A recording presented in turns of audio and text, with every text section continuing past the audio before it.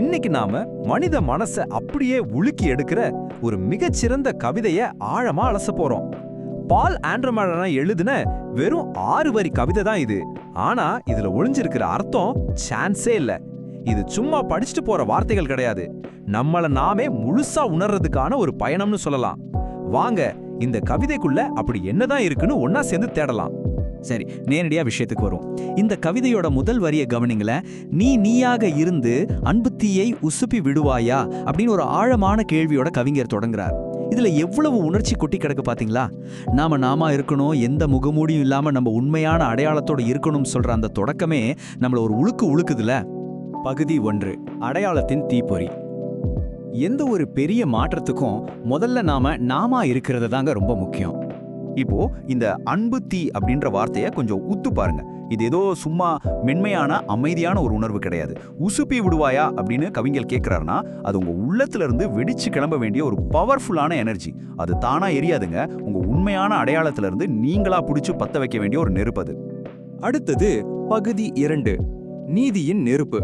உள்ள எரியிற தீ எப்படி வெளி உலகம் முழக்கமா மாறுதுன்னு பார்க்கலாம். இந்த இடத்துல ஒரு சூப்பரான முரண்பாட்டை கவிஞர் காட்டுறாரு. ஒரு பக்கம் உங்களுக்குள்ள ரொம்ப ஆழமா தனிப்பட்ட முறையில எரியிற அந்த அன்பு தீ, இன்னொரு பக்கம் பாத்தீங்கன்னா அந்த அன்பே ஒரு கட்டத்துல கோபமா சமூகத்துக்கான நீதியா மாறி 8 திசையிலையும் முழங்குது. உன் தேகம் அதிலே தீ என பற்றி எரியட்டும் அப்படின்னு சொல்றார். ஒரு அமைதியான அன்பு எப்படி ஒரு சமரசமே இல்லாத கொழுந்து விட்டு எரிகிற நீதியின் பெருநெருப்பா மாறுதுன்னு பாருங்க. நினைச்சு பார்க்கும்போதே புல்லரிக்குது இல்ல. பகுதி 3, எல்லையற்ற உள்நாற்றல். கொஞ்சம் மூச்சு இழுத்து விட்டுட்டு இந்த ஆழமான தத்துவத்துக்குள்ள போவோம். மூச்சு நாம ஒவ்வொரு செகண்டும் யோசிக்காமலே செய்யற ஒரு சாதாரண விஷயம் தான் இந்த மூச்சு விடுறது. ஆனா எப்பவாவது இதை நம்ம ஆழமா கவனிச்சிருக்கோமா? இந்த சின்ன ரொம்ப அடிப்படையான விஷயத்தை தான் கவிஞர் தன்னோட அடுத்த பிரம்மாண்டமான தத்துவத்துக்கு தொடக்க புள்ளியா எடுத்துக்கிறார். ஏன்னா இந்த மூச்சு சும்மா காத்து கிடையாதுங்க. இது நம்ம உயிரோடும் நம்ம உணர்வோடும் அப்படியே பின்னி பிணைஞ்சிருக்கு. நம்ம வாழ்வோட மொத்த சாரமே இதுதான்னு சொல்லலாம். அந்த ஒரு சின்ன மூச்சு காத்து ஒரு மனுஷனோட மொத்த உயிர்ப்பையும் எப்படி தாங்கி நிக்குதுன்ற அந்த எடைய கொஞ்சம் நிதானமா உணர்ந்து பாருங்களேன். வெற்றி நம்ம ஆத்மாக்குள்ள தூங்கிட்டு இருக்கிற வெளியவே வராத எத்தனையோ வெற்றிகளோட ஒரு அமைதியான முன்னோட்டம் தான் இது. இந்த ஒற்றை வார்த்தை ஒரு மனுஷனோட திறமைக்கு எல்லையே இல்லைன்ற ஒரு பலமான நம்பிக்கையை நமக்குள்ள மெதுவா விதைக்குது. உன் மூச்சுக்குள் எத்தனை உயிர்கோளங்களை மூச்சடைத்து வைத்திருக்கிறாய் அப்படின்னு கவிஞர் ஆச்சரியப்படுறார். எவ்வளோ பிரம்மாண்டமான கற்பனை இது! ஒரு மனுஷனோட சின்ன மூச்சுக்குள்ள பல உயிர்கோளங்களே, அதாவது நம்மால கற்பனையே பண்ண முடியாத அளவுக்கு பிரம்மாண்டமான உலகங்களே அடைபட்டு இருக்குன்னா அப்ப நம்ம ஆற்றலுக்கு ஒரு அளவே கிடையாது தானே?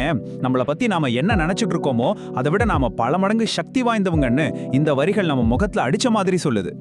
பகுதி 4, கலைபூர்வமான சவால். இப்போ நம்மளோட அக போராட்டங்களை ஒரு புது கோணத்துல அலசுவோம். இதுல ஒரு மிக முக்கியமான விஷயம் இருக்கு. நாம ஒவ்வொருத்தரும் நம்ம உணர்வுகள்லையும் உயிரிலையும் சந்திக்கிற ஒவ்வொரு சவாலும் வெளி உலகத்துக்கு தெரியாத ஒரு மாபெரும் இலக்கிய படைப்புன்னு கவிஞர் சொல்றார். உன் உணர்வில் உன் உயிரில் எத்தனை சவால்கள் சாகித்ய அகாடமி விருதுக்காக காத்து கிடக்கின்றன. என்ன மாதிரியான வரிகள் இது! இந்திய இலக்கியத்தோட ஆகச்சிறந்த விருதான சாகித்ய அகாடமி விருது வாங்குற அளவுக்கு ஒவ்வொரு மனுஷனுக்குள்ளேயும் நடக்கிற மன போராட்டங்கள் அத்தனை உன்னதமானது, காவிய தன்மை வாய்ந்ததுன்னு அவர் நமக்கு ஒரு மாபெரும் அங்கீகாரத்தை தர்றாரு.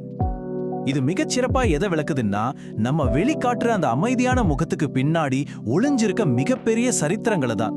எத்தனையோ சவால்கள், காவிய போராட்டங்கள், இது எல்லாத்தையும் தாண்டி வந்த ஒரு மனுஷனோட முகத்துல பூக்கிற அந்த சீமச்சிரிப்பு, அதாவது அந்த கம்பீரமான புன்னகைக்குள்ள எத்தனை யுகங்களோட வெற்றிகள் உறங்கிட்டு இருக்கு பாருங்க.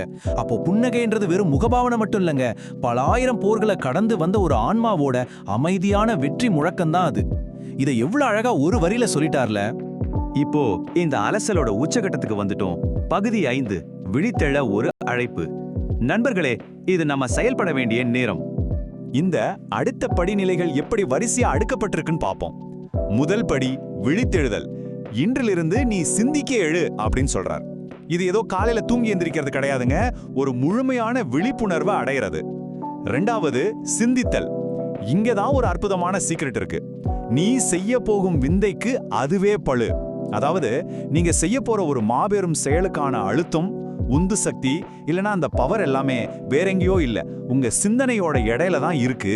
அந்த வலிமையான சிந்தனை தான் 3வது படியான விந்தைகளை நிகழ்த்துறதுக்கான ஆணிவேரா மாறுது. கடைசியா உங்களை நீங்களே கேட்டுக்க வேண்டிய ரொம்ப ரொம்ப முக்கியமான கேள்வி ஒன்று இருக்கு. உசுப்பி விட காத்துட்டு இருக்கிற ஒரு அன்பு தீ உங்களுக்குள்ள இருக்கு. உலகையே எட்டக்கூடிய நீதியின் குரல் இருக்கு.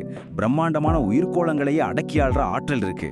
சாகித்ய அகாடமியே கொடுக்கிற அளவுக்கு காவிய போராட்டங்கள் இருக்கு. அப்படின்னா இந்த எல்லையற்ற ஆற்றலோட உங்க சிந்தனையோட வலிமை இன்னைக்கு இந்த உலகத்துல என்ன புது விந்தைகளை உருவாக்க போகுது?